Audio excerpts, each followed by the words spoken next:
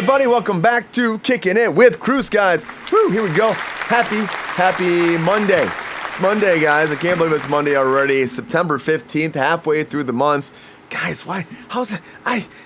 Halloween's around the corner. Welcome back, everybody. Happy to have me. I'm not excited about Halloween at all. It's like I love Halloween, but I'm like, how is it? Welcome back, Mr. Mike Casey. What's up, Mike?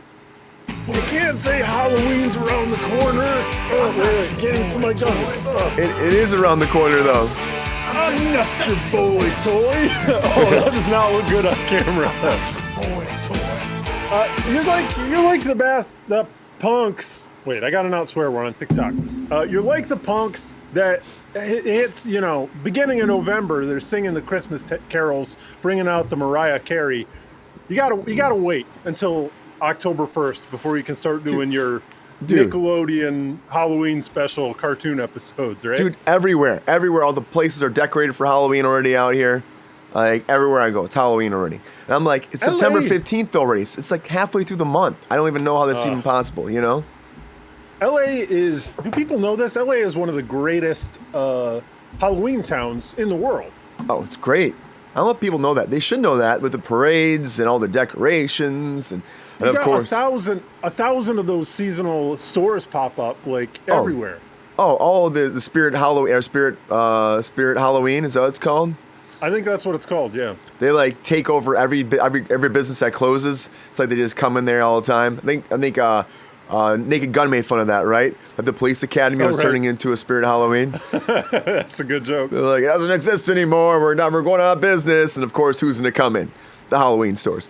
But no, the Halloween stuff dropped like September 1st, and I was like, whoa, And I was even saying like doing sales and stuff. I'm like, I guess it's Halloween time.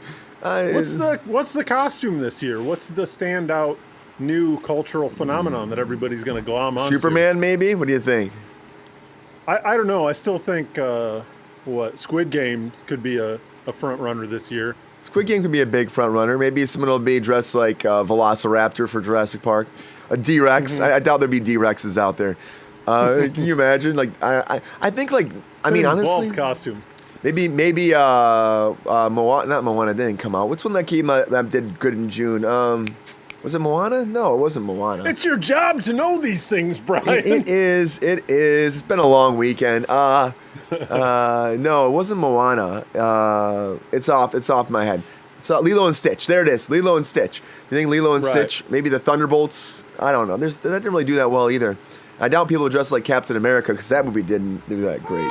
Yes. It's maddening. When the movies come out, you're like, wah, wah. You're like, this is going to be a hit. This is going to be the de facto Halloween costume. But then by the time September 15th rolls around, you're like, what was that? There was a good one. What was it? There might be some you got to dress up for like Mario for the 6th time in a row. Yeah, right. Nah, hey man, you got that Mario costume. You got to get your money worth. And they're not cheap.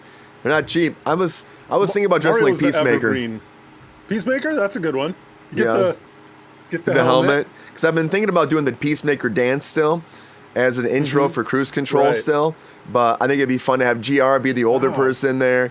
I have to coordinate this though. I have to do maybe some insert shots of people dancing on their own in different states. But it would be kind of fun if I could bring it all together to the Peacemaker song, right? That would be really cool. Yeah, it'd be a lot of fun. So I've been thinking about doing that for a while. Of course, the new season has a new song, but the new songs it's getting to me. I'm starting to enjoy it. Is it growing? It's growing. It's growing. I thought it might grow on you. At first, I was like, no way. And then it's starting to grow on me a little bit. But after 5 episodes, something like that, it's like, okay. All right, I get into it. Yeah, Peppy. Peppy knows, right, Pep Star? Peppy always knows. Right, Peppy? Suck it. Thanks, buddy. Hey, Pep Star, how you doing, bud? Right? So happy to have you back.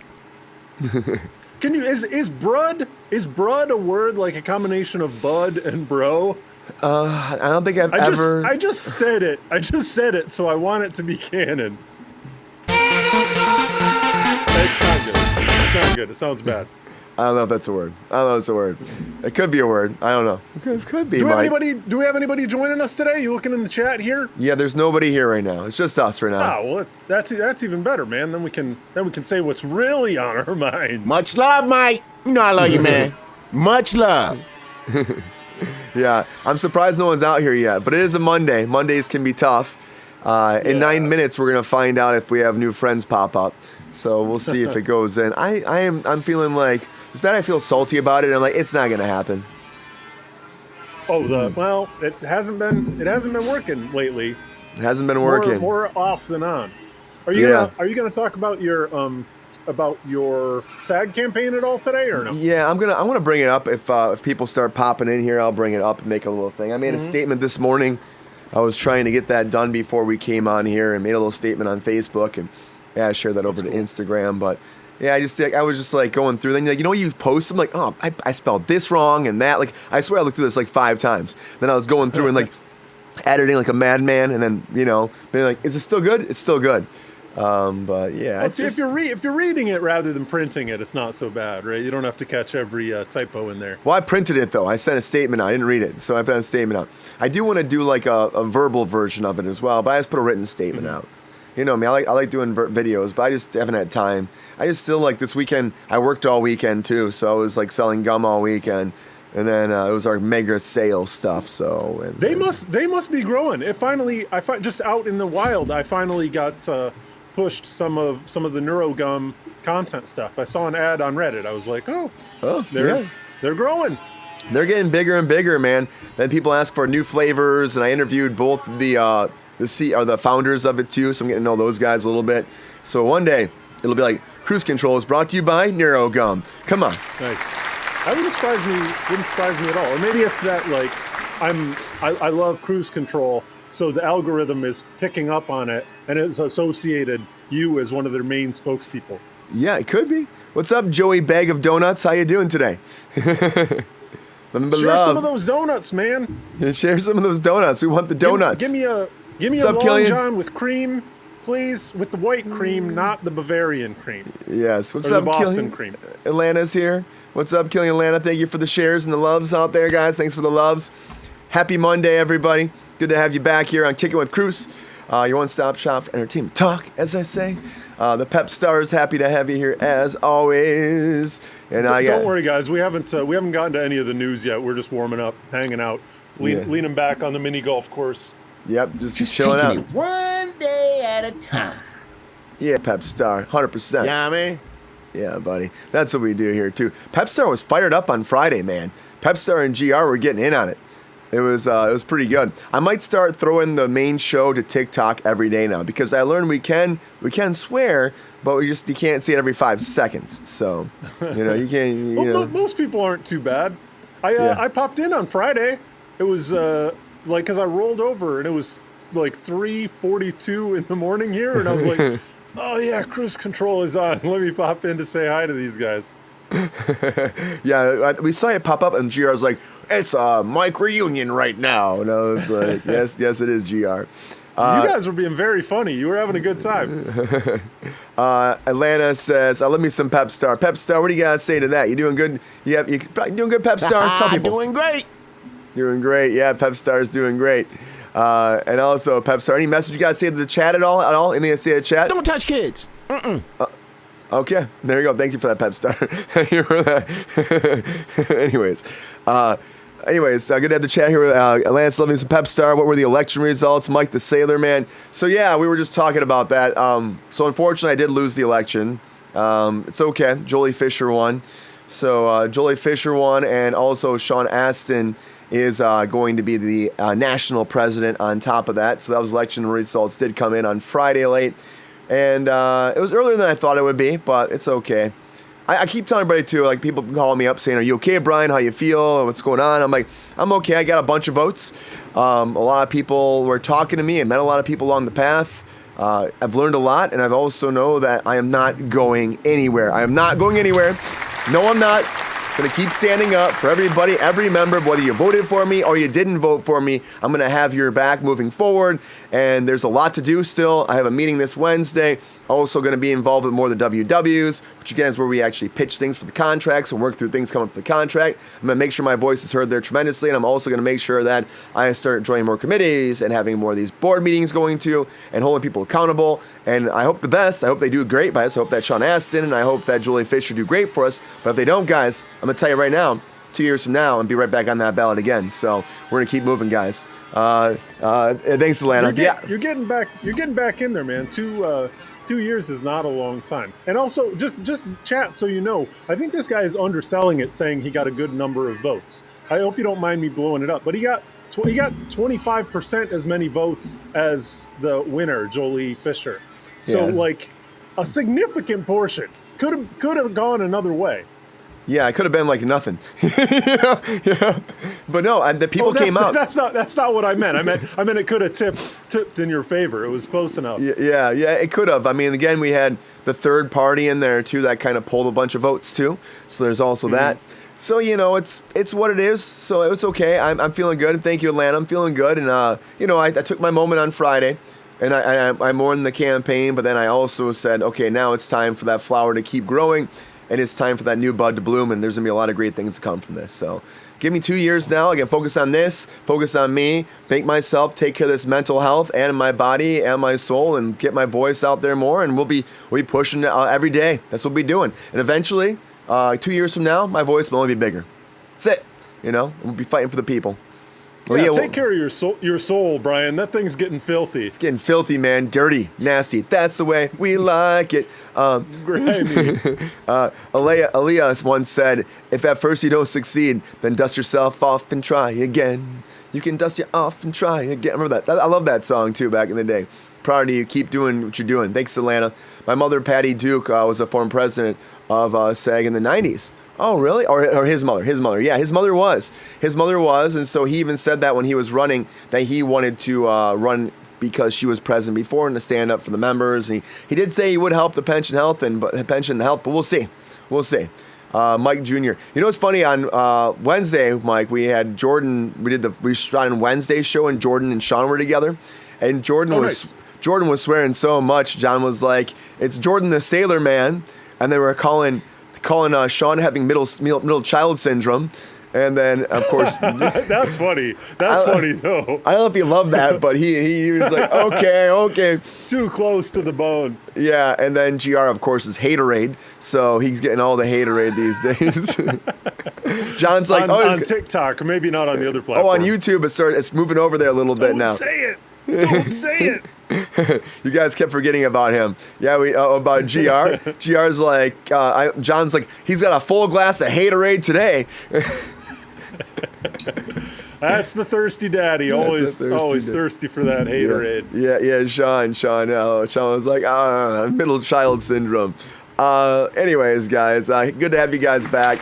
Yeah, there's a lot to do, lots of stress forward, but we'll keep going. But quickly, guys, just off the top.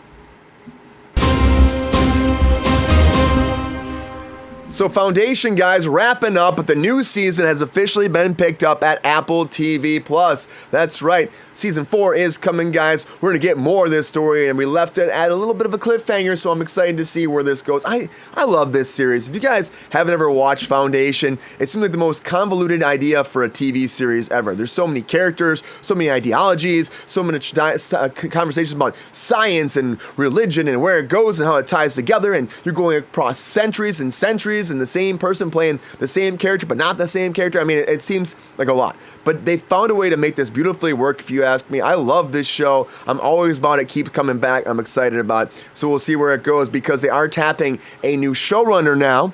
After the showrunner has walked away, they had some creative differences, walked away. So Ian Goldberg from The Walking Dead now is coming in as a new showrunner. So we'll see if that changes. Now, this is probably going to be the last season, the 4th season. So I always hope that it ends on a bang and it works out great. But I'm kind of worried about changing like this late in the game your showrunner. I just kind of am. But I do love this show, Mike. Have you been watching this new season at all, or you check it out? I haven't seen the new season yet, but yeah, it's absolutely one of my favorite shows. So I'm probably gonna jump on that. I don't know if I'll get back on that one or Alien Earth first. Dude, yeah, I mean, if you're already diving into Alien Earth, maybe get in there and finish that guy off first. And then, at this point now, you can binge watch the whole Foundation. So it's actually the better place to do it. So you get the mule doing his thing, guys. The mule is an interesting character. And man, Cleon, the Cleon with Dusk in this season is crazy. I'm like, Dusk does not care. I'm so excited about that. Brian, in the novels, they didn't go into the dynasty and Cleon and the clones. at all. That's all really? invented for the TV series. And it's like one of the best parts of the Yeah, series. I thought that was totally had to be in the books. Not at all. Not at all, no. Thank you, John, for the cocktail. I had no idea. I thought that just made sense. It was only about Cleon the First. Is that It's it? great. It's terrific writing. I do not remember they just didn't go into the backstory of how that works out. Oh, so it's probably just pretty much that character's there, but he's a clone. He was still a clone then, right? The clones were still there, dawn, day, and dusk, which is again. Yeah, they just didn't develop his character at all. They didn't. I mean, especially this season, you really get into every of them, their characters even more. Day, dawn, and dusk, they are on all different paths, and it's very fascinating to see where that's going to. I'm like, ooh, I love it, guys, and I'm excited to see where it goes because they do a great job on this. A24 is allegedly wrapping up the rights to Texas Chainsaw Massacre. I did see that too. Yeah, A24 might be getting the rights to that too, which would be a big deal for Texas Chainsaw. A24. They're on the top of the people world. I would want to have it, actually. They could probably do a good job with it. Yeah. Would you watch this, Mike? Dave Bautista as Peacemaker? Because I left this picture in here because you know that Bautista was supposed to be Peacemaker, and he turned it down. It's tough, man, because, like, on the one hand, you have Cena, who is incredibly lovable, the nicest guy in the world, goes out of his way to say, hey, I'm balding, I'm doing hair treatments, this shouldn't be stigmatized. That's how nice he is in Hollywood. People don't say that in Hollywood. And on the other hand, you have Dave Bautista, the other most awesome guy, incredible hysterical actor in the world. Right. Used to be 900 pounds of gorilla meat. Now he's only 350 pounds of gorilla meat. But yeah, it would be a completely different show. See, Cena's good, but he's a wacky, cartoony guy, whereas Bautista is just dry as the desert. Not to say that everything that he does is Drax, but his sense of humor that he portrays is a little bit more reserved, which would also be funny. But I don't know if it would be as appropriate for the role because it's a cartoony role. Yeah, 100%. Thanks, Dave. Thanks, Bautista. Dave. Yeah, thank you, Dave.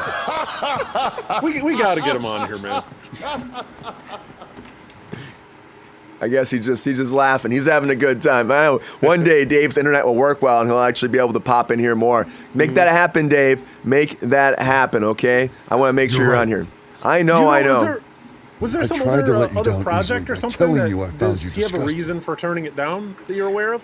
The project, they didn't tell what the project was, but James Gunn said that there was some project that offered more money, and he apparently had to go with that, which is fascinating because does Dave really need to be going for the money? You know what I mean? Like, I guess. What do you think that Dave's gross, what do you think, how much do you think Dave's worth? What do you think? Worth, like, period? Yeah, like his... Maybe $150. Let's see. His net worth is $16 million. Wrong. Guaranteed he's worth way more than that. You think he's worth more than $16 million? I don't know.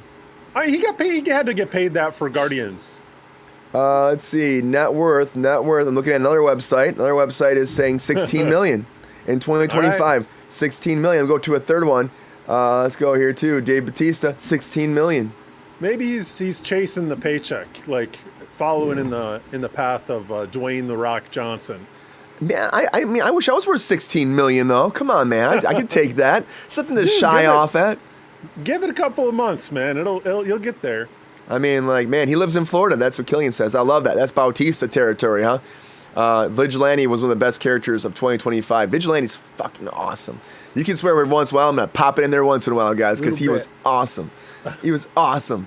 And I really do love Bautista too, but I couldn't imagine him being Peace. I mean, I could see it, but I think that John Cena was meant to be Peacemaker, Mike. I think he was meant to do it.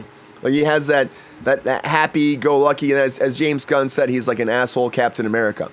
And so, like, and you play that, and I think he plays that very well because he played Captain America his whole life, pretty much. He has to do the whole kind of spectrum of emotions for Peacemaker. So actually, I'm pretty surprised at Cena's his dramatic chops too.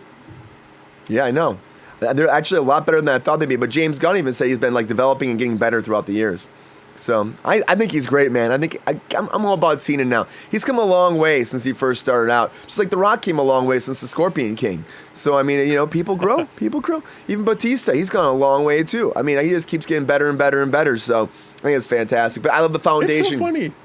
I wouldn't have pegged that all these wrestlers would get as massive as they are. It makes sense. They're incredible improv actors, like, and they've been doing theater work their whole lives, so it's not a surprise, I guess. Yeah, no, and we need superheroes because in the 90s, superheroes in comic books, they just went massively bulging muscles, and so they needed guys to fill that out. Like, look what happened to Hugh Jackman. He never thought that was going to happen to him. Then they pumped him full of the Marvel juice, and now we've got Wolverine.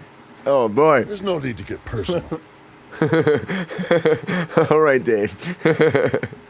Yeah, that Marvel stuff is great, guys. Whatever that Marvel regiment is, the Marvel chefs, the Marvel kitchen, the Marvelation of the physicality is something that will never be known unless you become just chicken breasts and broccoli and clean living. Yep, 100%. Sensitive nipples. There you go. That's what Dave says about it too. Scorpion King was terrible. Yeah, it kind of was. The Marvel drinks. Whatever those Marvel drinks are, they're marvelously delicious. And they definitely... the thing is, you compare Scorpion King to the other Mummy movies, and the other Mummy movies were great.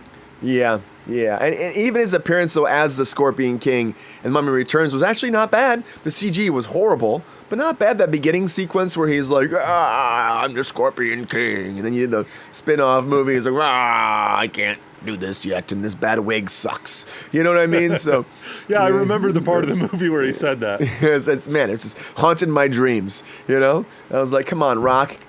Come on, man. I want you to do better, but...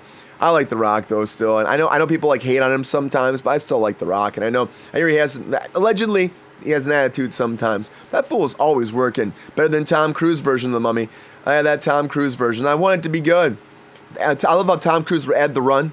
I'm just gonna add this run to this. Oh, I think I like that one. Yeah, I didn't mind better it. than the Scorpion King for me. Better than the Scorpion King for sure. Better than the Scorpion King. But I think better than the Tom Cruise Mummy. Wait, so John, do you think that the Tom Cruise Mummy is worse than the Scorpion King? Let me know that in the chat, because I think the Tom Cruise Mummy wasn't bad, but it's tough because they just that thing was a mess. I didn't mind it, but it was a mess with the whole monsterverse they were trying to do. They should just kept it going. Like, release the movies and get that team up happening. I would love to have seen that team up. Finished watching Wednesday season 2. Speaking of zombies, Tim Burton is a great storyteller. Yes, Tim Burton really is a great storyteller. I love Tim Burton. I love that Christopher Lloyd is over in that Wednesday show too, because of course he played Uncle Fester before.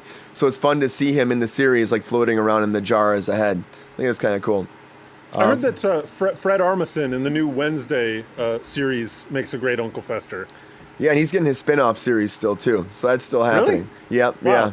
So he's getting that. So we're getting more of him. He confirmed they're still working on it. It's been kind of delayed for a while. They announced it after the first season, but he confirmed it recently in an interview saying, yep, it's still happening. He does. Fred. Oh, you're saying he's Fred pretty much. That's a Killian saying. And 4 times trying in and out our first time. 4 times trying in and out our first time. Yes. Get that in and out. Love me some in and out. Mike would be a great smart mouth uncle. Oh, thank you. I don't know if that character exists in the Addams Family universe, but we can make it happen. Yeah, he's our smart mouth uncle on cruise control. How about that? I am an uncle. I am too. Yeah. And they call me Unc on here if they don't call me Mother, so you never know. They're calling you Mother? Yeah, I hear Daddy, but there's only one Daddy on cruise control. That's the thirsty daddy. Yeah, I'm getting Mother these days. We're in the season of woke. Yeah, when does Cousin It make an appearance on Wednesday? I hope season 3. I hope Cousin It does appear. I want to see it. Haterade. I'm surprised he hasn't shown up. I know. Eventually, he'll slide his way in there, Mike. You know, they have like a party for the Addams family, like the actual family. Then you'll see him, Cousin It, pop up. Or maybe he goes to school. That'd be great seeing Cousin It at school, right? Or Cousin Itty Bitty It popping up. It would hard to be focused in a classroom if you shared it with Cousin It. You keep looking. Like, what the heck is going on here? What's going on? No, the ratings were actually pretty good, especially initially for season 2. I think they're gonna get season 3. It comes down to Jenna Ortega if she'll actually do it. You know, it all comes down to that cast man if they come back. Look at Mark Hamill. He came back to Star Wars, and if they wouldn't have brought him back, we would have never found out the middle storyline of his life, guys. Because Mark Wahlberg said that he came back to The Mandalorian because he was like, you know what? We knew how Luke got older. We didn't know how we knew how he was young, of course. We never saw that middle age. So when they approached him for The Mandalorian to do that whole thing with him and Grogu on his shoulders, like he's like, I jumped on him because I never got to have a chance to have that part of Luke's story ever told. So that's when he came back and actually did the whole Mandalorian thing. People are like, why did he come back and do all the CG, de-aging himself? But he said it didn't ever happen before, so he was happy to make that happen one more time.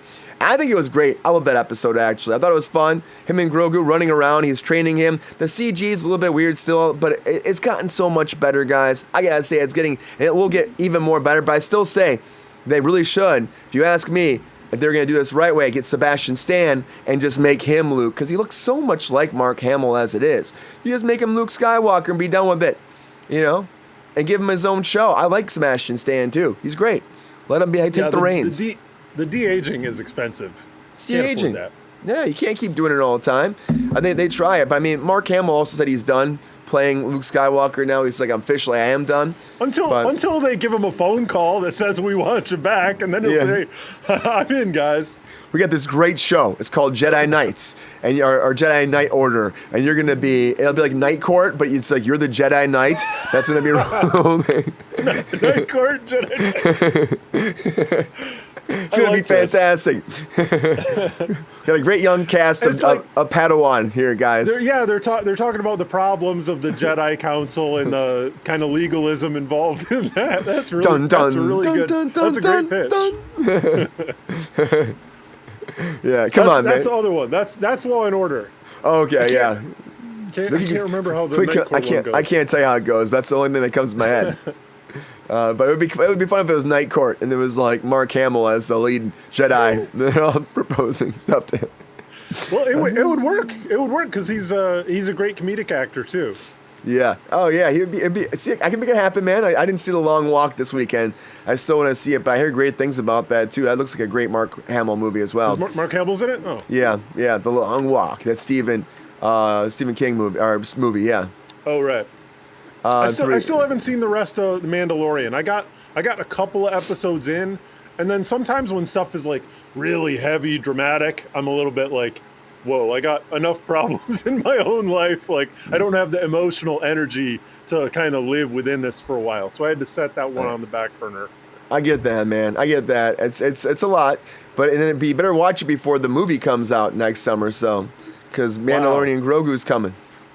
I had no idea he does a training montage or sequence with Baby Yoda. Also, if you didn't know this, Yoda's species is unnamed. They never gave the species a name in the Star Wars universe. Never? Nope. There's just Yoda, Yaddle, and Baby Yoda, but we don't know what species they are. Do you know if yogurt has a name, a species name? Wait. Can I cut you off 1 second before the segue? Yeah. Just 'cause I wanted to talk about in that. You saw me. I was going there.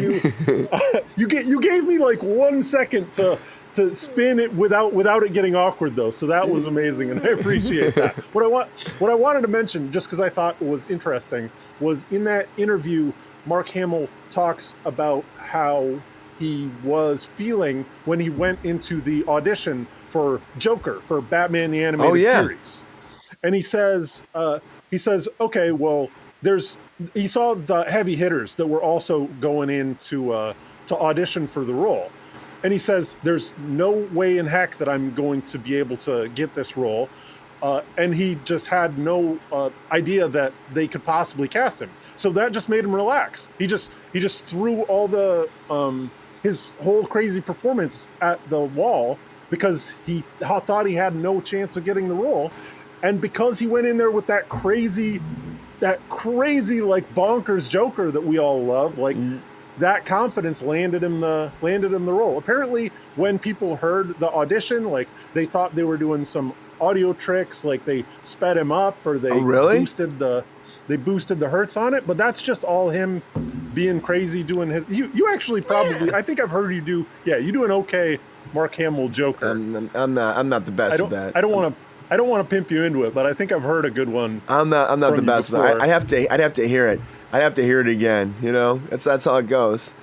You know, but I think that's yeah, pretty good. I think that's a good lesson for everybody, because I've been in those situations too, where like, if you just, if you give up, you think if you have no hope, so you give it everything that's actually inside you, like it can work to your advantage sometimes, and it's just a beautiful thing. So I'm happy to see that for Mr. Hamill, because we love him and he's a sweetie pie. He is. What's up, Wheelchair Gamer? Yeah, he is a sweetie pie, man. I'm happy for him. You gotta give it your all sometimes. You never know unless you push it and you push the barriers. They can always tone you back, but you give it all and make that impact, make that push. It's like bam. Yeah, and not pumping LOL. That's what John said. He's coming. I'm gonna check out that Jude Law show on Netflix too, The Black Rabbit. I really want to say that's him playing Putin, I think, right? That's the Putin one. That looks really interesting. And also, Wheelchair Gamer said, did you watch Emmys? Yeah, I watched Emmys. We'll talk about that. I'll talk about some Emmy stuff here in a little bit. Overall, I wasn't that excited by it. It was okay. I was upset that Nobody Wants This didn't really win. But, it's all good. They didn't do any video clips. Yeah. Don't they usually give us some video clips? What's the deal? For what? For the Emmys? Like you're talking about the video package? Yeah. It was quick, wasn't it? It's like bam, bam, bam, bam, bam. They were trying to be fast. You know what? We can break the breaking news again there. Can we talk about that? Come on, guys.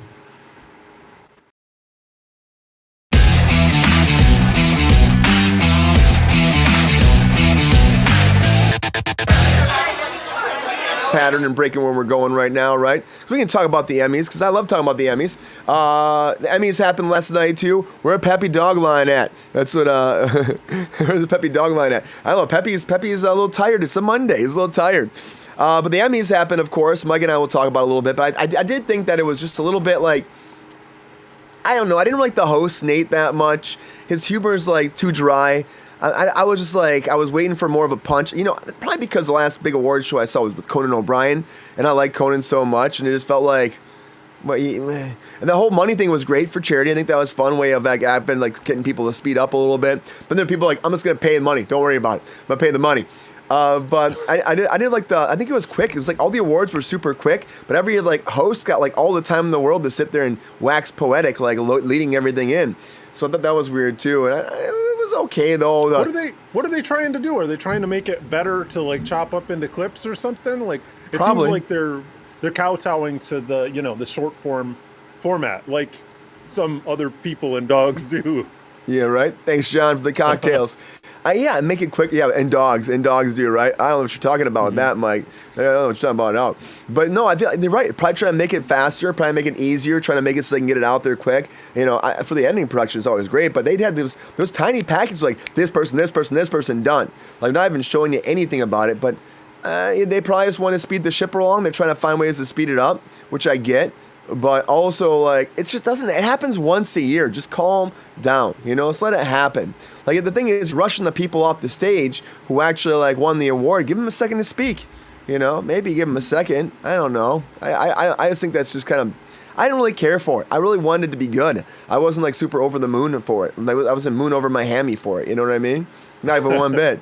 Yeah, I wasn't. But I didn't think... You're making me want some IHOP or Denny's right now. Yeah, hopefully they learn from this format change. I appreciate switching up your format a little bit, but like I hope if people didn't really love it, that it doesn't stick around. Yeah, I hope they stand up. The thing is though too, even like John said too, it's for that wokeness, everything quick and fast, and then John was saying about of course Gen Z, of course. I think it's a Gen Z thing too, right? More than anything. Attention span. Yeah, that's all it comes down to. As if the rest of us don't have attention span problems too. Right. I have it all the time, man. I'm thinking sometimes, it's the phones. Peppy has it all the time. Tired. Yeah, Peppy is tired all the time. He's always zoning on his cell phone. He's got his pup phone all the time. He gets in his puppy mobile and gets in the pup phone and goes on down to the club. And I'm like, Peppy, you got to calm down, man. I got to tell you, you got to calm down. I will swipe the smile off your face. All right, buddy. He's just snazzy. But I gotta say too though, I'm like, I think that was interesting that the when you look at the winners of it to that night, of course, Succession did some great stuff, but really Naturally. like the studio, I was shocked the studio won so much. Like Seth Rogen was up there constantly, and I was like, oh, Seth Rogen again. I haven't seen it. I haven't seen it yet. Is it funny? Is what I want to know, because Apple doesn't. Or, I mean, they do the same thing that HBO used to do, which is like more like trying to make you feel cool than actually be funny. I mean, White Lotus kind of does the same thing too, despite being funny sometimes. There's humor there, Mike, but don't get me wrong, but it's not really like all humor. It's more tense. It's tense.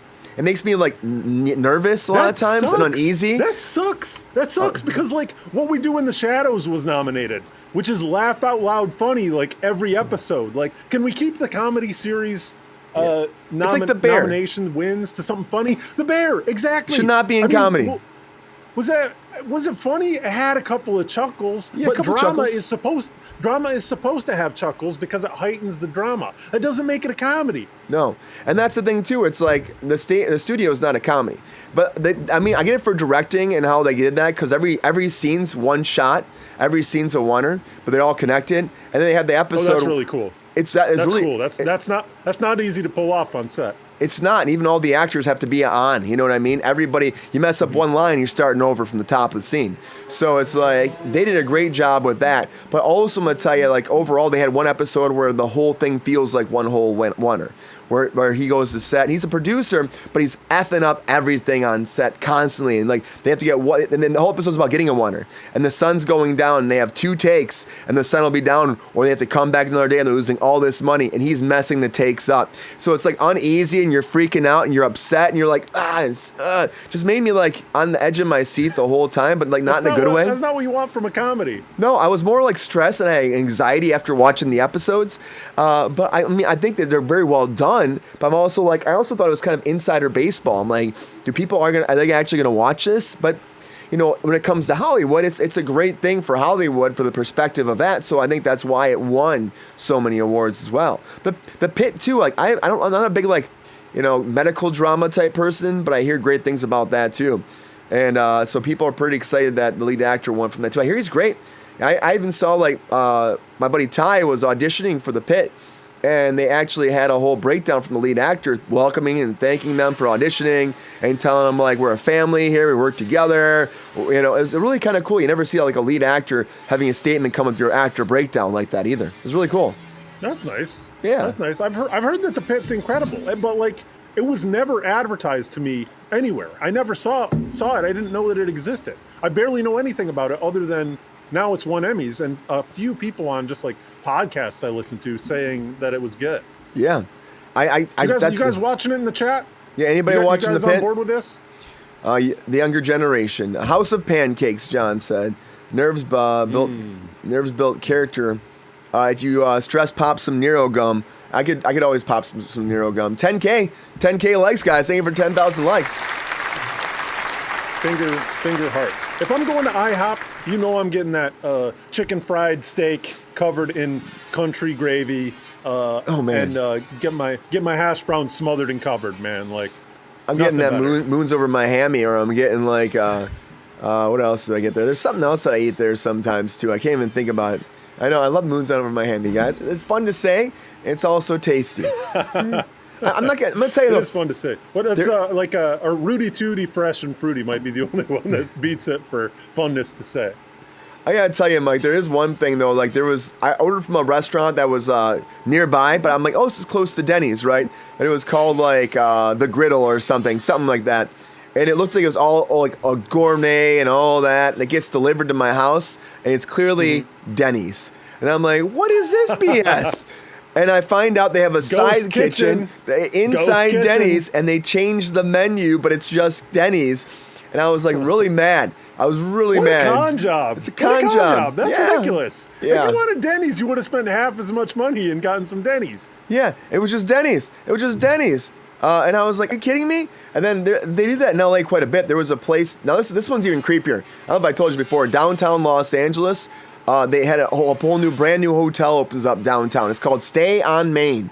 Everyone's like, oh, it looks so fancy. The reviews are, all the reviews are probably looks nice. Come to find out that Stay on Main is actually every other floor at the Cecil Hotel.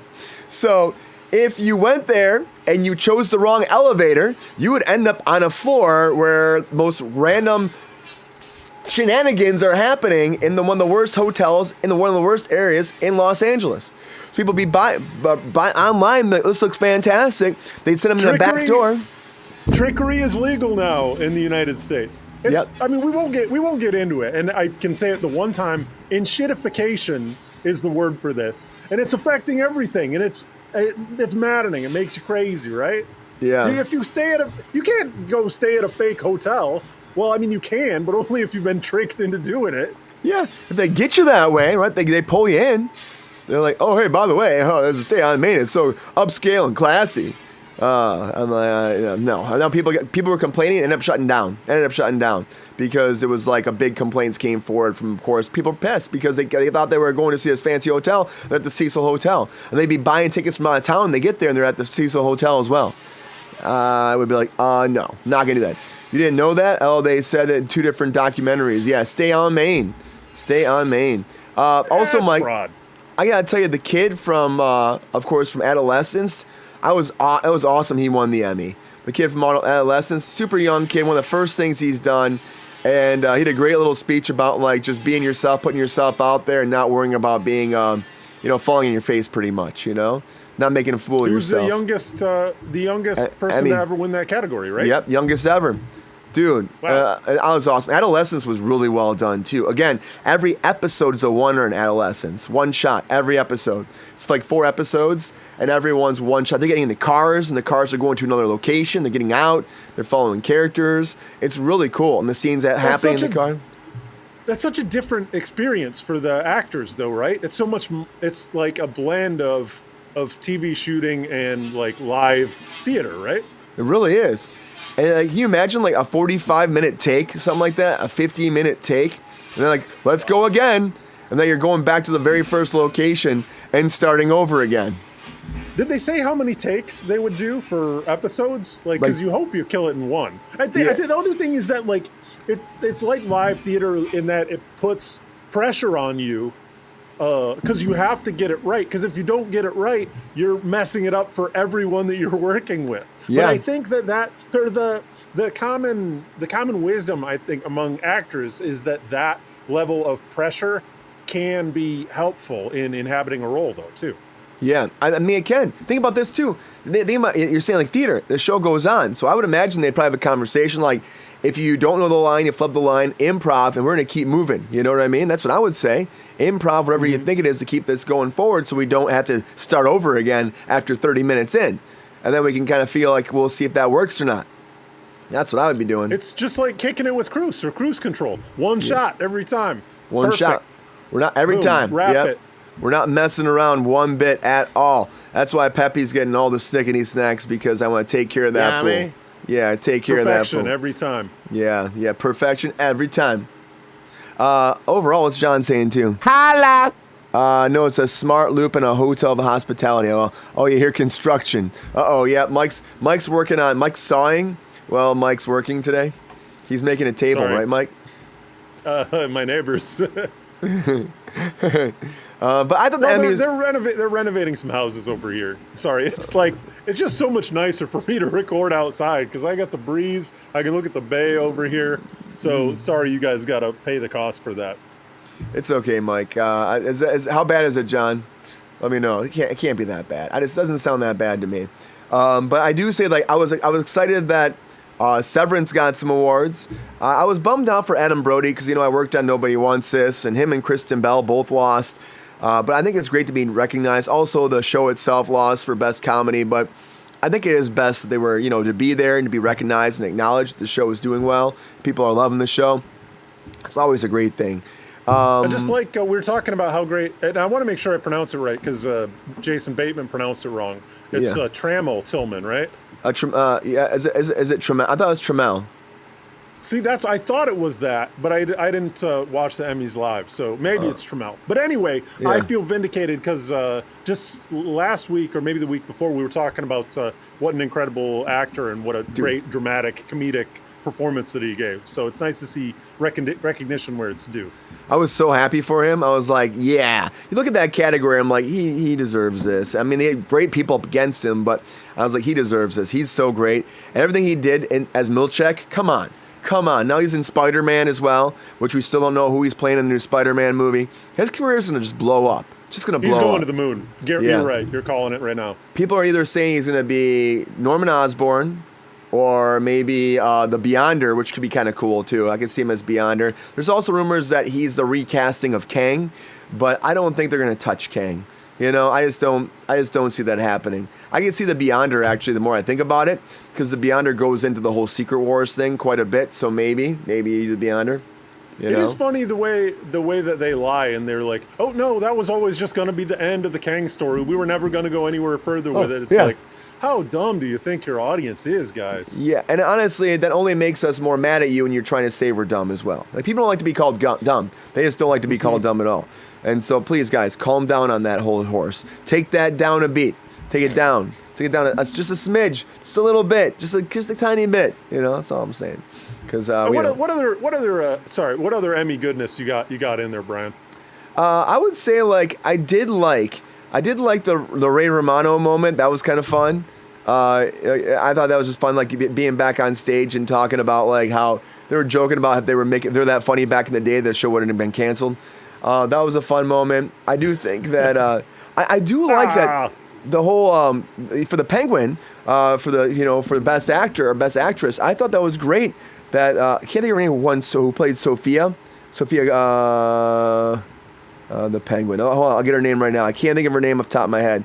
Christine. Yeah, Christine Milioti. She's great. And her speech was also awesome because she was like so passionate and driven and excited. And you could tell she went, woo! When she got done. I was like, you can tell how excited she was. She's like, I love acting! And I was like, yeah, get it. You love to see it.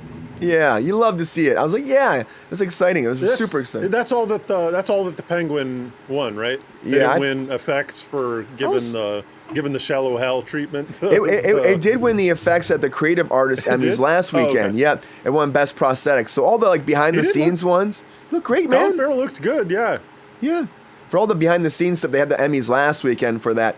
And then this week was the actual actor Emmys. So, I mean, but of course, look at last weekend, you had Alan Cummings won for The Tudors, or the Traitors. Then he won again for Best Host because he was helping produce that. So he won behind the scenes and he won in front of the camera too as Best Host. The Traitors, which is, again, one of those big reality shows happening right now. The Gaslight from Marvel. Marvel does Gaslight, John. But I do enjoy. I did enjoy like moments of that. I think there were some fun times.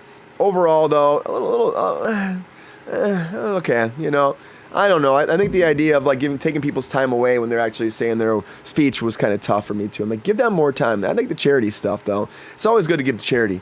But overall, Emmys were all right. We'll talk more about that tonight. We'll get into it. Emmys are okay, guys. They're not that controversial. They did have some moments, I think, that everybody would bring in like their political views a little bit, which is fine. But there are little things creep through the tracks. If you got a platform and you feel strongly, a lot of people feel like it's their obligation. So can't really hold it against them. Yeah, and people are like also using that to boycott all these Israeli films right now too, Mike. Did you see that? I absolutely did. That they're trying to boycott all of that right now based off this big war. Not to get political or anything like that, but I know we had a conversation about this last week about how, it's really going to affect the Israeli film industry, there are a lot of actors that are just making their own productions there, a lot of production companies that are there. They have that across the world. You'll have actual productions everywhere. And so the Israeli one's pretty big. And I know they're probably worried about taking a hit for this, but again, this is like political warfare right now. People are so divided over this whole craziness that's happening overseas.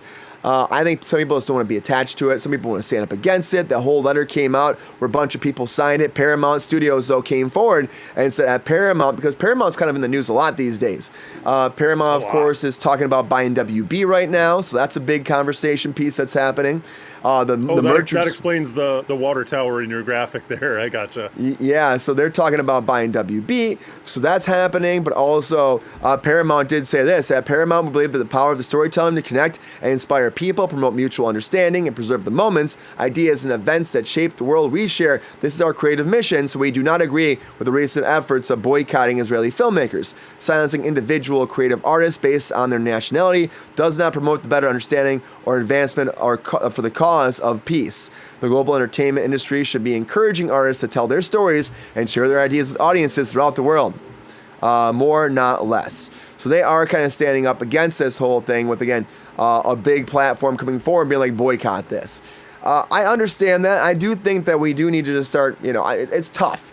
It's tough because people are very believe against this war, and I believe against this war too. We shouldn't be fighting. People shouldn't be, again, being unalived overseas based off all this. I wish this war would end.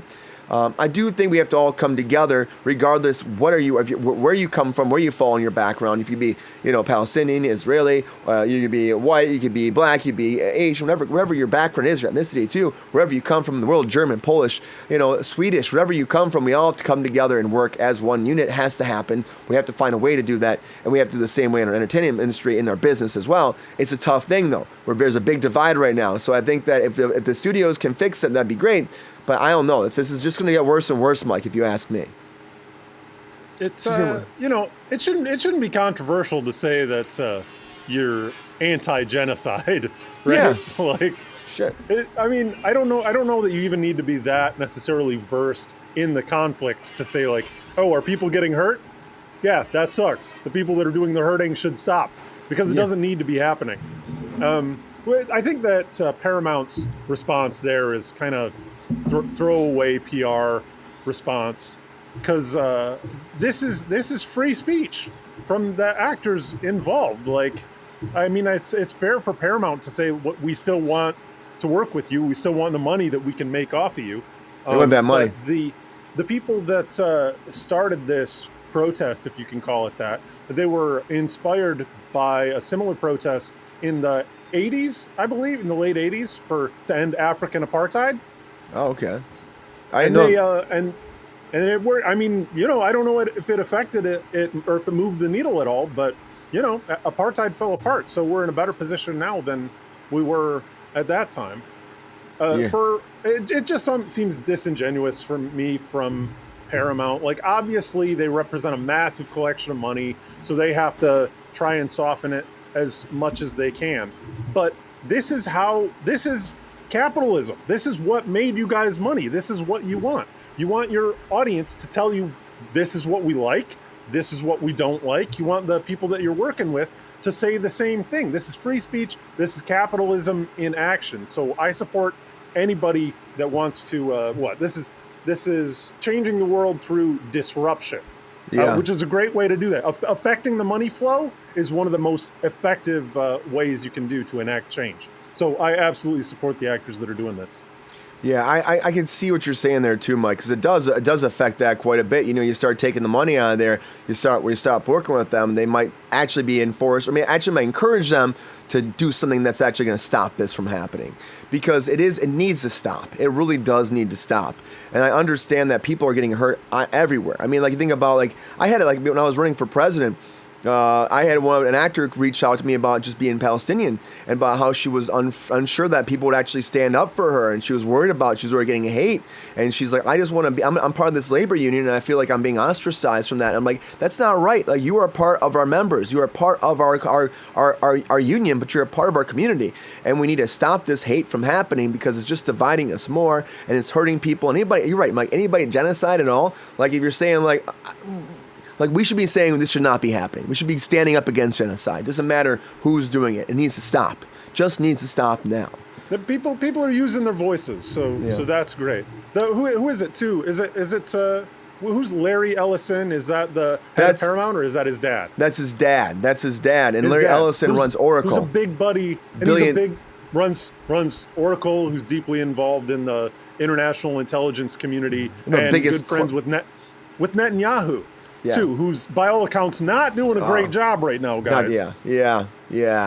And the thing is, there's big money there, Mike. There's big money. They're enmeshed. Yeah, exactly. And Larry's been wanting to buy Paramount or buy Warner Brothers for a long time. Now they got Paramount. Now they're going to try. That's funny how this has changed. People are like, how is Paramount trying to buy WB now when they were just bankrupt? And I'm like, because those pockets are deep. Those pockets are massively deep, billions and billions of dollars.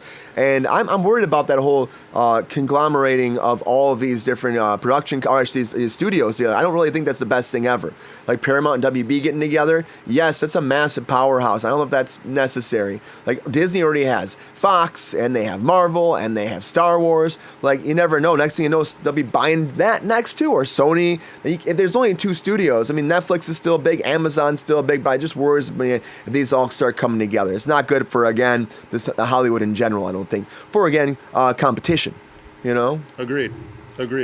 I would encourage anybody that may be seeing this to look into the history of workers' protests and union protests, because historically, before we had, strong regulation against these massive trusts and monopolies, they would just send in hired goons, and they would hurt people on factory floors. Jeez. It was bad. There's countless of these incidences, and if we don't have sufficient regulation on these massive conglomerations of capital to make sure that the people that are involved are actually having rights, then they will abuse that power just because the power is so massive. Yeah. But people forget that. Is the thing that's the way it used to be. But then we had strong government, we had FDR, we had people breaking up trusts and monopolies, and it led to the most massive economic expansion in American history. There's nothing you can say against that because that was the truth. Yeah, I would rabbit hole conspiracy theories that can go down here. You're right, John. There could be some rabbit hole. But that's not. I'm not saying conspiracies though. I'm saying history. This was in your high school textbook. But I think he's just saying because he does love rabbit holes to go into. And Wikipedia holes too. Love that. Yeah, I love Wikipedia holes. They're wiki. But you still can't see, or talking about free speech, you still can't say the person that was, disappeared last week, the person that's gone. You can't say their name now. And there's so much controversy about that person and all the people online talking about that person and how it's changed. Okay. I thought you were maybe doing a segue there. Is he sneaking in a segue? The other Trekkie Kirk, you know what I mean? The other one. Violence is bad. Political violence is bad. Nobody likes that. Nobody's saying that that's good. You can be a bad person and have bad things happen to you. Those are not mutually exclusive. Yeah, they're not. And I think it's just crazy, though. All that's nuts, man. It's just, as it plays out, people love it, and they're getting it. You can tell it's getting some people's rocks off. You know what I mean? It's like people are loving it. They're getting fire me up to do this and fire me up to do that. There's troll farms. There's bots that are pumping up that Discord. So there are groups that benefit from that kind of craziness too. I'm smiling, but it's sad and weird and not really fun. Yeah, not fun at all, man. It's sad. Yeah, I just don't want to. I hate even seeing it, and I hate how it's causing a stress on our society, and also even more of a bigger divide at a time where we need to find a way to come just closer together, guys. Just somehow come closer together, because we all can agree that at least Spaceballs 2 should hopefully be good, right? Hopefully, can we just say that? Can we agree upon that? That hopefully, that's so much more fun, right? Spaceballs. But this is great because I was looking into this and Josh Gad came forward talking about this whole thing, and he was saying that he watched Spaceballs 2 with his kids, right? And they sat down and watched it, and they were talking about it, and his kid said, "Well, isn't there a Spaceballs 2? They talk about it in the movie." And then he goes, the quest for money, or whatever he says, Yogurt says. And he goes, there isn't a Spaceballs 2, no. And apparently he claims he went to sleep and he dreamed up the whole idea for Spaceballs 2. The whole idea. And he woke up the next morning and he wrote it down. And then he pitched, and he called up Mel Brooks and pitched it to him. And Mel said, I've been waiting for this conversation for 30-some years. And so, bam, they move forward. And he said it's really cool that not Mark Hamill, but that the fact that he was able to get Rick Moranis out of retirement as well. He said he had no idea that was going to happen, but he said that it really made his day, and it made it really feel like this was really going to be the best project that he hoped it could be by getting Rick Moranis to come back too. Everybody just got to Australia. They're about to start shooting in Australia, guys, this week. So get ready. Spaceballs 2 is finally happening after all this time. Spaceballs! He dreamed it up. Spaceballs. Do you Get believe me? your Spaceballs. Get your Spaceballs, a t-shirt. Spaceballs, the yogurt character. Spaceballs. It's definitely going to be called The Quest for More Money. It should be called, right? It should be called Yeah. The Quest for More I know Money. they will. Spaceballs 2, the Schwartz Arises or something that they were calling it now. Schwartz Awakens. Josh Gad has to be on cloud nine. That is incredible to pitch, have a dream, make a pitch to Mel Brooks, and boom. Yeah, and getting Rick Moranis back. Like, Yeah. one of the greats. Yeah. I think they're calling Lone Star's kid First Star or something like that.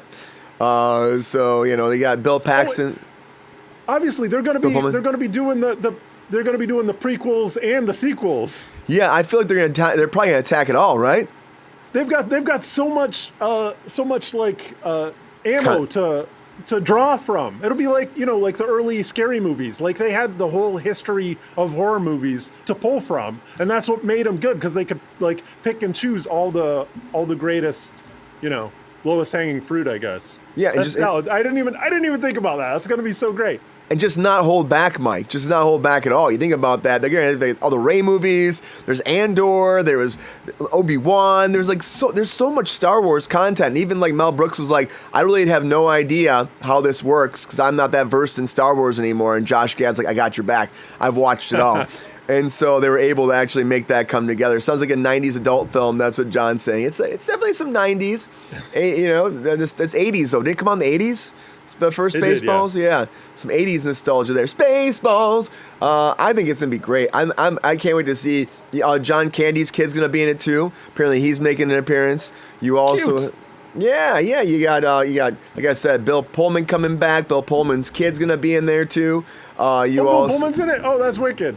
Yeah, and you also got I wonder if they're gonna call because I mean, I think in the past few times, Bill Pullman's kid has always been being called what's his name? Bob. He's always Bob, and everything he's doing, he's Bob. I wonder if they make him Bob. I think they call him First Star or something like that. But like all the cast is still alive. You got Mel Brooks playing yogurt again. You Rick Moranis, the dark element. You know what I mean? Everybody's coming back. He's older than God. He's like 98 or something like that. Wow. Yeah. That's so great that he's still kicking around. Can I say what was interesting to me when I was reading an article on this earlier was that we talk about on Cruise Control, a lot of the time it's like, oh, you're redoing stuff, you're making a sequel, like you're rebooting, like can we get some original properties? But something like Naked Gun, something like Spaceballs 2, we don't feel bad that we're revisiting those properties. We're like so stoked to have this crazy absurdist humor that's just joke. Like it's really thrilling to see because, man, the last 15 years there was like crickets on that front. None of that goofy stuff. So it's really thrilling to see that this stuff. I don't know if it's working yet, but I'm happy to see that they're trying again. Well, they made money off of Naked Gun. They didn't make a blockbuster success. I think they made like 10 million or 15 million. So they made some money. And I hope that Spaceballs makes good money. I also hope that Scary Movie 6 is going that same path. I hope that makes money too. And they're talking about not holding back, Mike, not holding back at all. No holds barred. They're saying they're going to joke about everything, everyone. And there's been a lot of content now recently for Scary Movie. Thinking about the Final Destinations coming back. You got like also I Know What You Did Last Summer coming back. You got the movies like the Black Phone movies. You got Annabelle. You got The Conjuring. You got also Megan, if you want to pull Megan into there too. I feel like there's a lot of content here for Scary Movie to do this as well. Calling it no holds barred. This is how we're always doing it. We're going to keep doing it. That's what the Wayans brothers are saying. We just want to make everybody laugh. We don't care if you're sensitive. Even sensitive people need to laugh at themselves sometimes, which I think is a fun way to say it too. Just know that we're not just laughing at you. We're getting the chance to laugh at others. When we did White Chicks, we made fun of everybody. We made fun of black people. We made fun of white people. We made fun of Hispanic people. That's just what we do. We made fun of the world. We make light of the world. It's not to harm. It's to bring humor, which I think is fantastic. Bring that humor, bring that fun. And that's what they were already doing with, again, Naked Gun Mike, doing that with Naked Gun. And they were also doing with the Spaceballs. Will be doing it too. So I think it's been great. The new Final Destination was great. I just watched it. Can't wait for the new scary movie, Lacey says. Yeah, Lacey. I'm going to say it could be fun, Mike. You get the Wayans brothers coming back. 100% bringing back. They're going to not hold back. I mean, we had like an alien peeing on his finger and like Charlie Sheen licking it or something like that, right? So don't hold back. To whom is that offensive? I guess everyone. Everyone. Anna Faris is going to be back too, Lacey. Anna Faris is going to be back. So they're bringing back the OG cast. They're diving back in, which I mean, bring the original formula back. Go for it, I think that works great. I'm trying to think. So the first one was funny. Second one was funny. Looking back, maybe a couple of questionable jokes, but overall, they're not trying to harm anybody. I didn't see 3 through 5. Yeah, and the Wayans brothers were not attached to 3 through 5, okay. 3, 4, and 5, but they still kept bringing people in from that. I think Anna Faris and Regina, they were in there till I think it was 4. I don't think they did 5, and now 6 is coming. So Charlie Sheen was good in 3. I like Charlie Sheen in 3. I thought he was good. I so hope he gets a cameo in the new one. Charlie Sheen is so funny. Yeah, I haven't watched his documentary yet. I want to check it out. Did you watch it, Lacey? Was it good? No. Yeah, Lacey I haven't seen it yet either. Mike, did you see it? No, you didn't see it? I think it's going to be good, No, man. I watched the trailer. Check it out. I watched the trailer. I guess he dive into some stuff about what he was going through on 2.5 Men, his sexuality as well. I guess he goes into that too. It's good. He feels like a weight's been lifted off of him a little bit, that he's revealed to the world. So I'm happy for the guy. Yeah, and there's a lot of people that came forward to talk about him too and stand up for him and talk about the path he's gone down.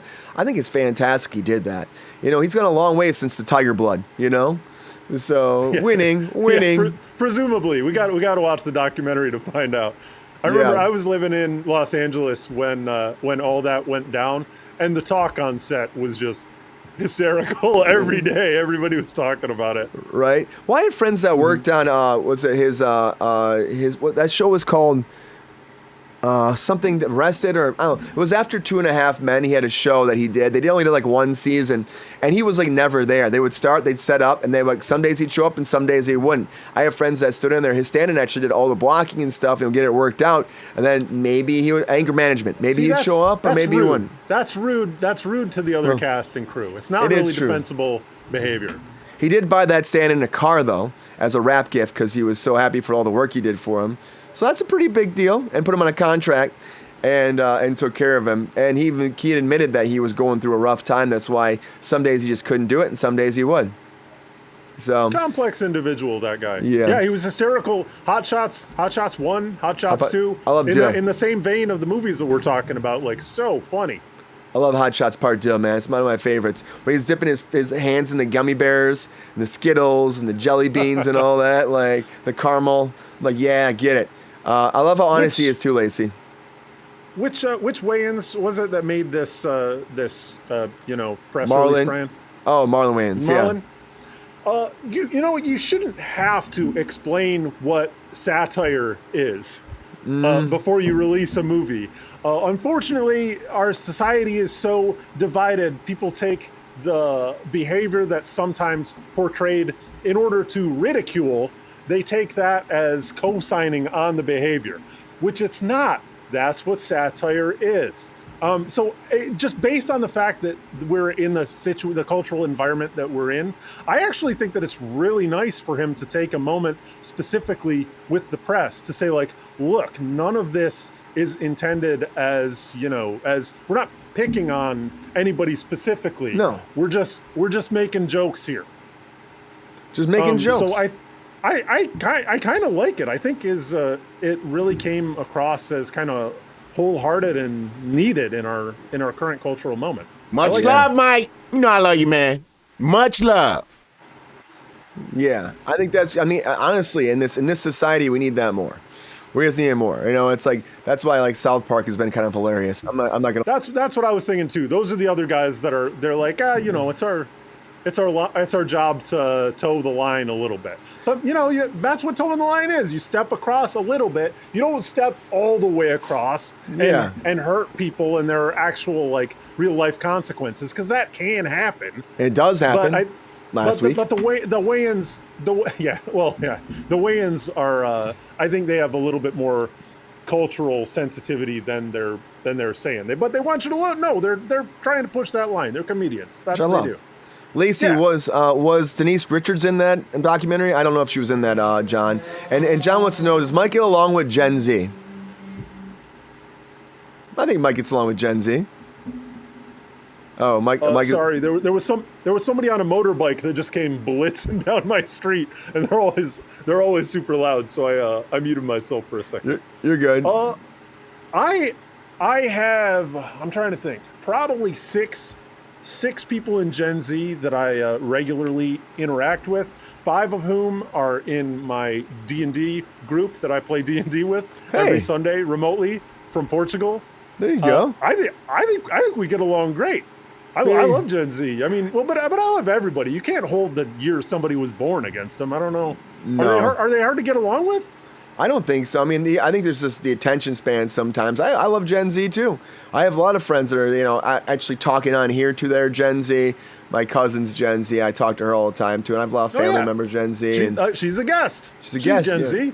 Yeah, she's in on Mondays normally. So, but she's at school now, so she's not. She hasn't been on in a long time. So, unfortunately, they hilarious and lose interest quick. But she's a respectful, funny, kind individual, patient on the show. She's got all these virtues, and she's Gen Z, so yeah, and she's representing. She is representing Gen Z. I appreciate having a representative of Gen Z on the show. It goes a long way. We need to do that. You know, it's all about different generations here on Cruise Control. We got Haterade. He's like the he represents our boomers, you know, and then we have Valerie representing our Gen Z, and Mike and I is smack dab in the middle someplace, you know. Yeah. Yeah. the millennial white guys. Hey, are you rocking just a mustache today, Brian? Did I not even notice that? No, I got a little. There's a little bit there. I cut it down a lot. You got to do the mustache and then like see if you can get some Old West roles. Like if you can tie somebody to the train tracks, like you're gonna get hired like that, dude. I thought about, like, I had the mustache at one point, and like my agent was like, I kind of really like the mustache, so maybe the soul patch too, dude, or not. So I don't know if the Guy Fawkes piece of the mustache. I'm about to do something else with it. More of it's gonna be gone soon. I was thinking about shaving it all off. Maybe I'll let the mustache rock. So I'm going back to Michigan, just rock a mustache. I think you should. If you do it when you head back to Michigan, yeah, I'll do it too. Okay. All right. I just shaved it down a lot. I've got a week or 9 days that I'm not going to be around my wife, so I can go clean shave and grow it back before I see her. Because if she sees me with a mustache, she's not going to be happy. Man, I just shaved it down this weekend. It was really thick too.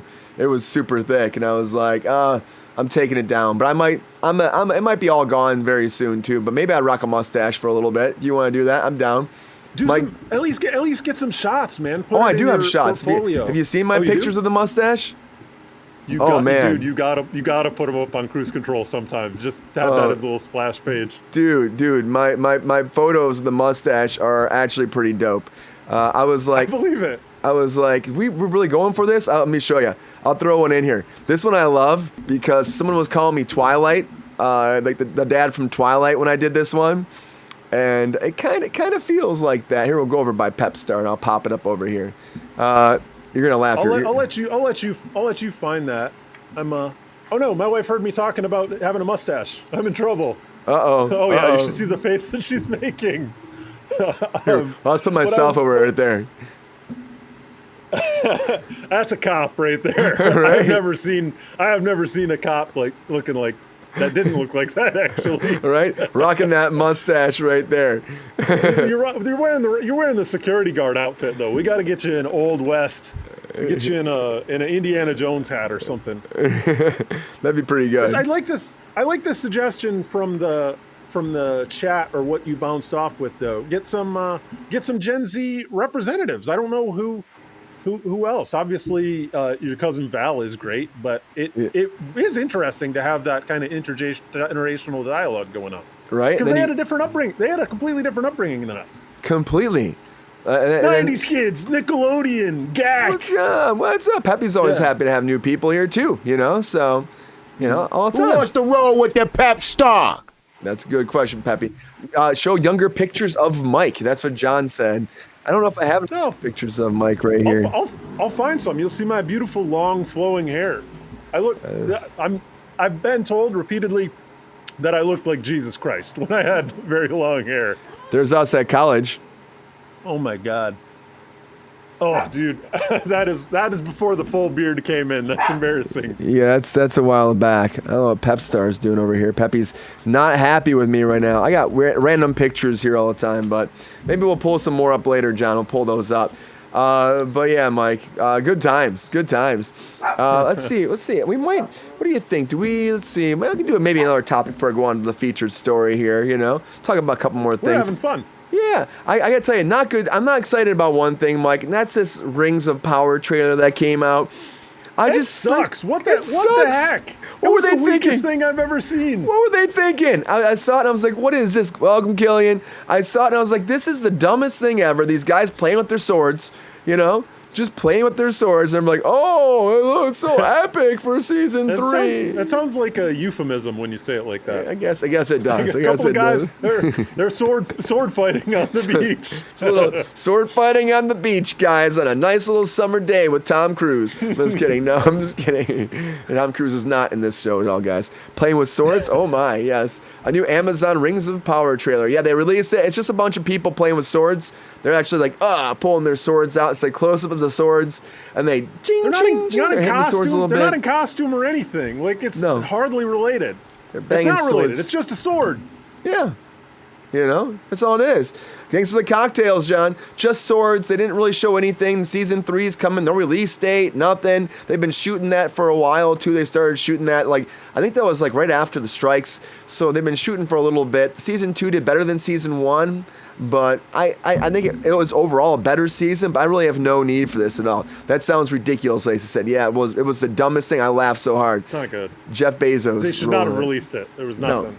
No. It looked like it was like it was like a fan fiction too or something too. I'm like, it doesn't look like it's great production quality.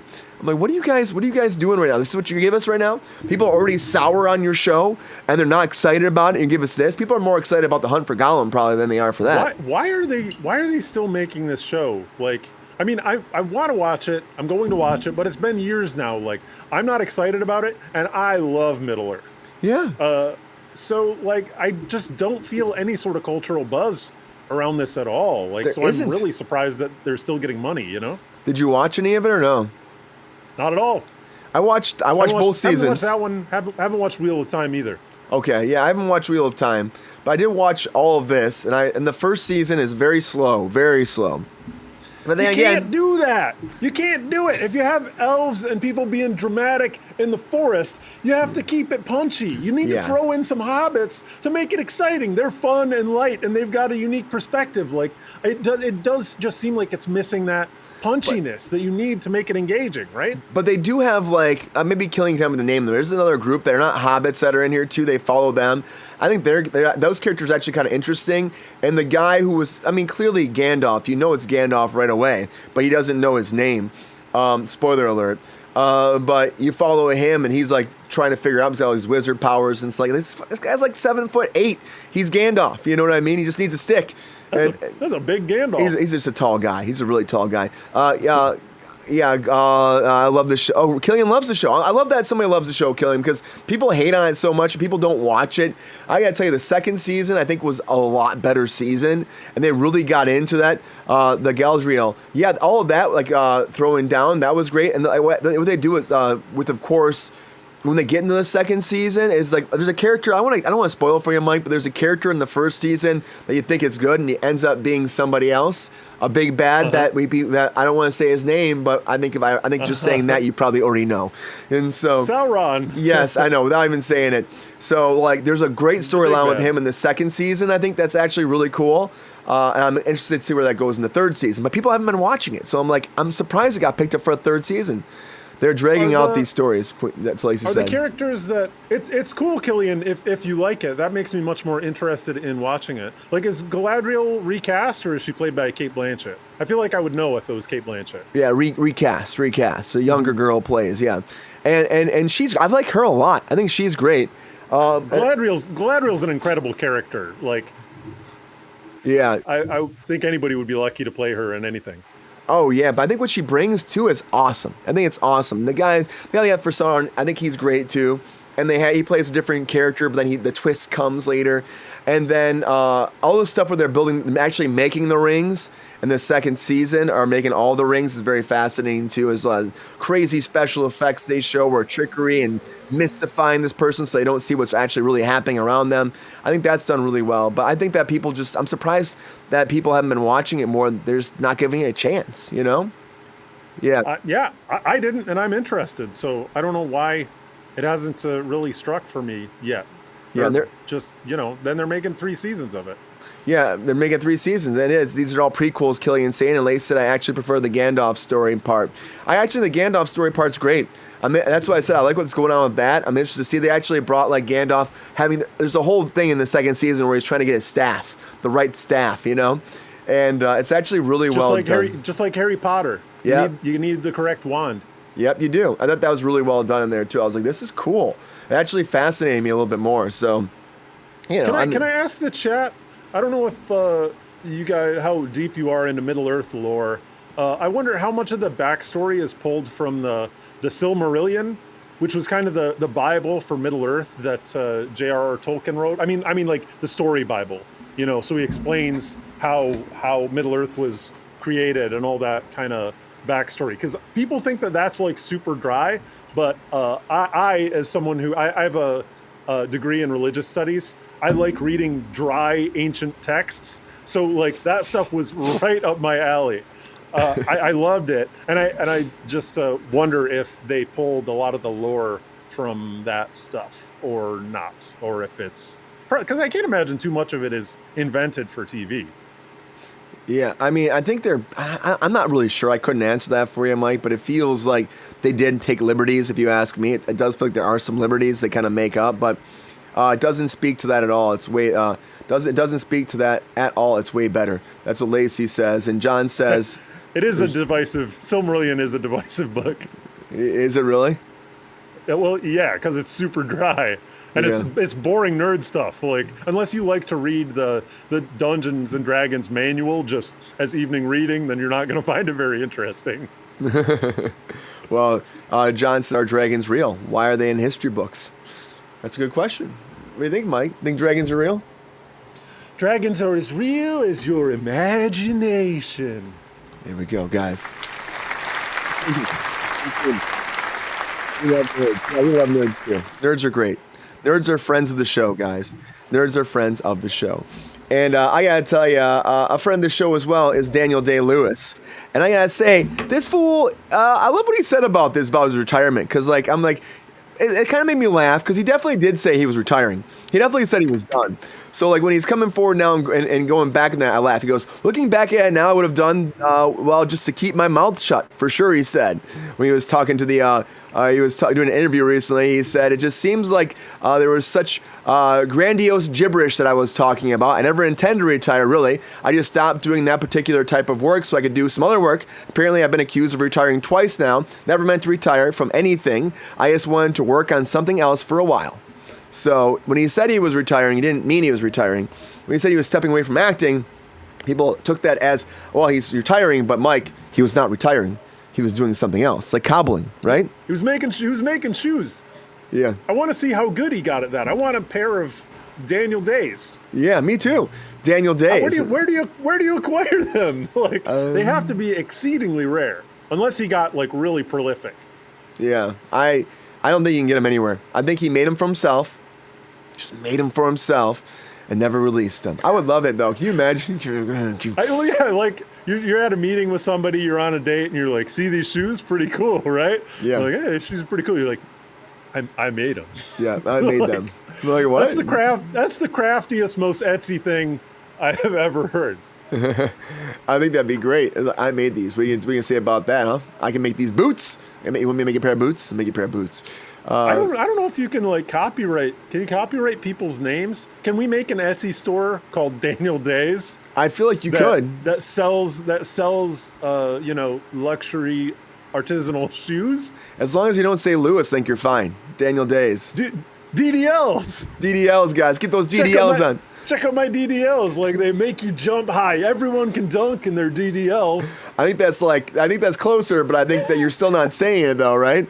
So I mean, Right. that'd be an inside. Maybe you have it spray. Maybe you say something else on a long-term thing. People ask, "What's Like it you stand put for?" You put a silhouette of Daniel Day-Lewis from the Phantom Thread on the side of the shoe, like boy. the Jordan dunk. Now you're pushing it. I think it'd be great. DDLs. I think this is a good pitch. I think that I'm going to go on Shark Tank and they're going to give me money. Mr. Wonderful is on the phone right now. Make it happen, man. I work for NeuroGum, and they were on Shark Tank.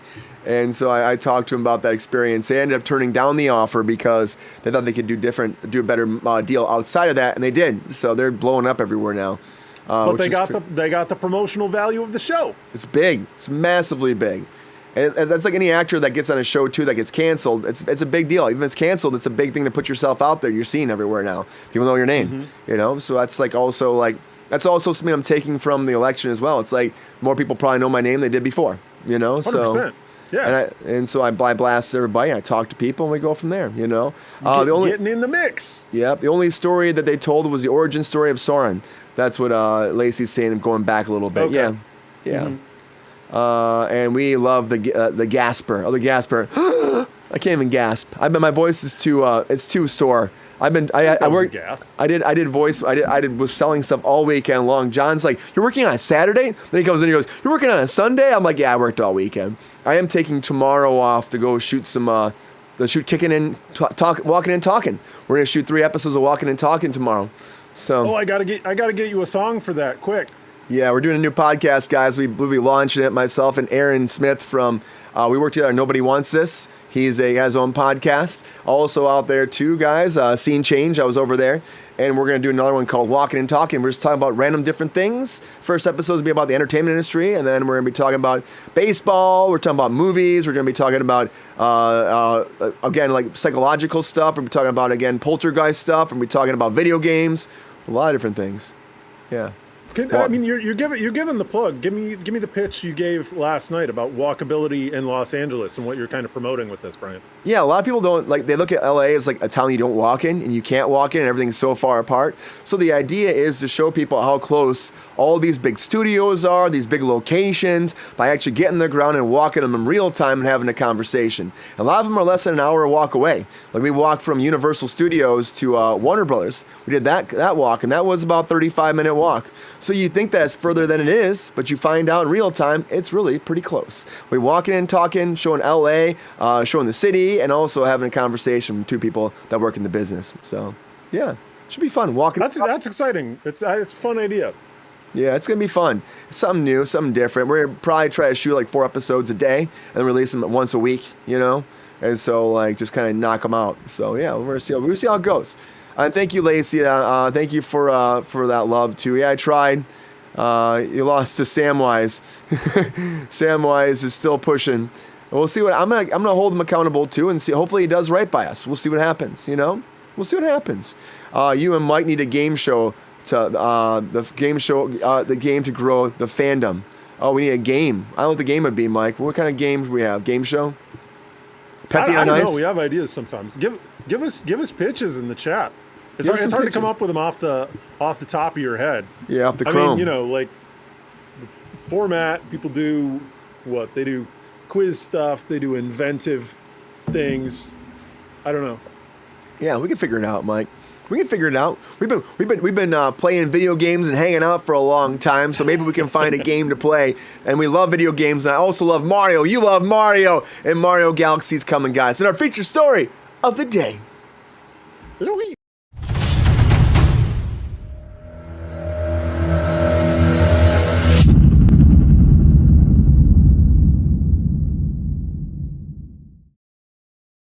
See, I didn't see that.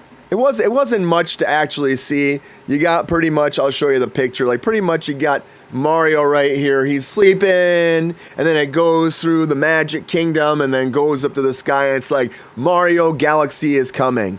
And so that's pretty much it. So, of course, they were talking about Mario Galaxy, guys. I'm excited to see this. Mario 2. This is a sequel to the Super Mario Brothers movie coming out. They finally announced it's coming out April 3rd, 2026. So it's really not that far away if you think about it. It's really not that far away. We haven't had much news about this at all, but Illumination and, of course, Nintendo came forward to say, yes, here it is. They said before it was in the Mario universe with new people. Makes sense. We're going to Mario Galaxy. I kind of wish it would have been like Super Mario Land. That was a rumor for a while. It'd be Super Mario Land first, and then go on to, of course, maybe Mario Galaxy for the third one. But we're diving into the Galaxy, guys. Everybody's coming back. Sounds like Chris Pratt's back.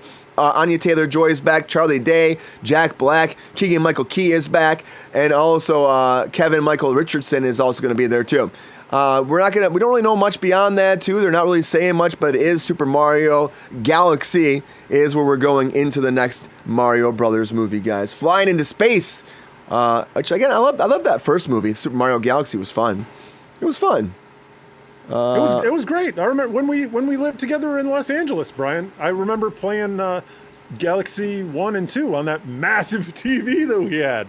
Yeah, it was massive, right? Like 70-some inch TV. It was a big TV, and it was great. It was great to play Mario Galaxy 1 and 2. I mean, I don't know that 2 gets as much love as 1, but it should. It might be a slightly better game. But they're amongst the greatest 3D platformers of all time, if not. I mean, an Odyssey would probably be the only other one in the mix. Odyssey, that's a big one, yeah. Incredible games. How about Sunshine, Mike? Mario Sunshine? Sunshine got hate, and it didn't deserve it. I like Sunshine. So in Mario Sunshine, he lives in a place called Isla Delfino, which actually the town that I live in, Portugal, is very much like Isla Delfino from Mario Sunshine. It would seem familiar. And there's a bunch of like dolphin statues down by the bay that are all decorated by classrooms and various businesses and stuff, and it's very fun. But Mario Sunshine, I think people didn't like the little water backpack that Mario carried. He could use it as a jet. He could use it as a jet pack and fly around. He could blast bad guys. He could wash off paint, because everybody wants to play video games to wash off paint. But it was fun. I thought it was perfectly worked for the platformer dynamics that they were working at. You knew I was going to get fired up about this, didn't you, Brian? I knew it. I knew it. I threw you in there. You completely set me up. Also, a launch title for the GameCube, another massively unsung console. Get in there. And the other thing is that let me caveat by saying, if you own the original software that you have purchased from Nintendo, the processing requirements for these games are very low by modern standards. So they are very easy to emulate on your computer, to emulate on your phone, to emulate on a little handheld Game Boy device. For they're releasing Galaxy 1 and 2 on the Switch 2, and I think it's $70. It's not bad for 2 games. But if you already possess the software, it's easy for you to find and acquire these and emulate them yourself for a lot less money to none. But you already spent that money on the original game. So, but there's no reason to spend that money again. They're like incredible games. And you like Sunshine too, right? I love Sunshine. I love Sunshine. I had a great time with Sunshine. It was fun. It was whimsical. Mario was great. The animation was fun at that time. It was a massive step forward, if you ask me. And it was just a great overall adventure. I love to replay it again. I don't think I ever played Galaxy 2. I played Galaxy 1 for sure. I think we played some of Galaxy 2, but I never beat it. I never like got It's into good. his first It's first as one I good, beat. it's as good as one. Those crazy outer space levels on the rotating platforms, like that's some beautiful 3D platforming right there. Do you think that they're going to really dive into that? I mean, what do you think, Mike? Galaxy? Is there any idea in your mind that how this can work? Is Bowser going to be a big part? Bowser was did he marry Princess Peach or something in that? He married Princess Peach in was it Odyssey? I don't remember, Odyssey, man. maybe. It's hard. No, I don't think it's Odyssey. I think you're right, and I think I'm just mistaking it because I replayed the beginning of Galaxy 1 recently. I think because the star sprites are one of the main things about that you have to collect to power your spaceship, right? Which I guess is like the hat from Odyssey, but it's just a spaceship for Mario Galaxy. So we'll definitely get a bunch more outer space stuff, and hopefully something that references the kind of classic gameplay of those rotating platforms, because it's very fun when they kind of drop the narrative of the movie and just bop you right into some of that beautiful gameplay that you remember. Very nostalgic for me anyway. It was Odyssey, Mike. It was Odyssey, Okay. where they had the marriage type deal. So it was Odyssey. Mm-hmm. Oh, I remember fighting those rabbits. Like, was such a pain. Spoilers. That's what John said. The purple app. Oh, you're talking about. Oh yeah, the purple app's going. We are over there on T to the Witch. We're over there for cruise control, but I don't really have any audience over there on Twitch. Oh, you see these names, apparently losing the algorithm, I guess. I don't know how that actually works. We'll see. But I'm excited. I love this. I love Mario. I really hope a Super Smash Brothers movie does come eventually. I still want that to happen. Oh man, that would be so. I want him to. I was just watching a documentary about Who Framed Roger Rabbit. So if they can do a Smash Brothers in the real world, because all these characters come together from their disparate universes to battle in the ultimate Smash Bros arena. Like, it would just be like, it makes me think of in Who Framed Roger Rabbit how they built and brought in all the Looney Tunes, all the Disney people, like everybody. Dude, I love that movie. I wish they'd do another one. They had an idea for a long time. It never happened though. Never happened. I don't think it's ever going to happen now anymore. I know there have been talks about doing another Who Framed Roger Rabbit, but I doubt it's going to happen. I would love to see it. Come on. Like, Mario's going to make another $1 billion probably, though, too. These guys are going to probably do a bunch of these movies. Jack Black's probably going to sing a song about something. Will it be about Peach? I don't know. Will it be about anybody? Who knows? Maybe it'll be about Peach again. Is there another song about Peach, maybe? I think it's going to be like something heavier, something metal, a little bit more Tenacious D style. I can see it. Jack Black, what a time in his career, right? What a time in his career. He's like just dominating. He's been killing it for the last 20 years. Like, but the thing is with Bowser, like in the games, he always has like, or in Odyssey especially when you get in the castle, it is like oppressive, dominant guitar riffs like crazy. So I really see that as the kind of Ronnie James Dio, Tenacious D could get in there and just rock it. It's not. Peaches, peaches, peaches, peaches, peaches, peaches, peaches, peaches, peaches, peaches. I love you. Oh. It's not Peaches. Yeah, I think they'll mix it up this time. We'll see. Mario Galaxy is coming, guys. Get locked, get loaded, get Mario 5. I'm excited for it. But guys, Do you still sing that song every day? Is that what you're singing in Peaches? the shower? Yeah. Peaches. Once in a while, I'll do it. If I just want to cheer myself up, or I'm like Peaches, Peaches, Peaches, Peaches, or I listen to Turtle Song, man. The Turtle Song always gives you waking up and moving. You know what I mean? Having a moment. I had a moment this weekend. I just like busted through. I'm like, it's time to rock and roll, guys. There's so much to do. There's so much work to accomplish. There's so much day that has to be done, and I'm ready to dominate those days. Let's go. Let's effing go. You know what? Let's say it. Let's fucking go, guys. Thanks for being here at Kid with Kruse. That was the show. Thanks for being here, guys. Yep, hope you had a great day today. Appreciate you, as always, for being here live on TikTok with us. We'll be back again, I think, tomorrow. The pushes didn't come through, but I'll probably be back tomorrow. I'm going to try to, like, if I'm not getting these boosts in the company stuff, I might just do, like, a shorter show. We're going to figure it out as I go along. But I'm happy to have you here, Mike. Appreciate you, as always. Hope you had a great time today, Mike.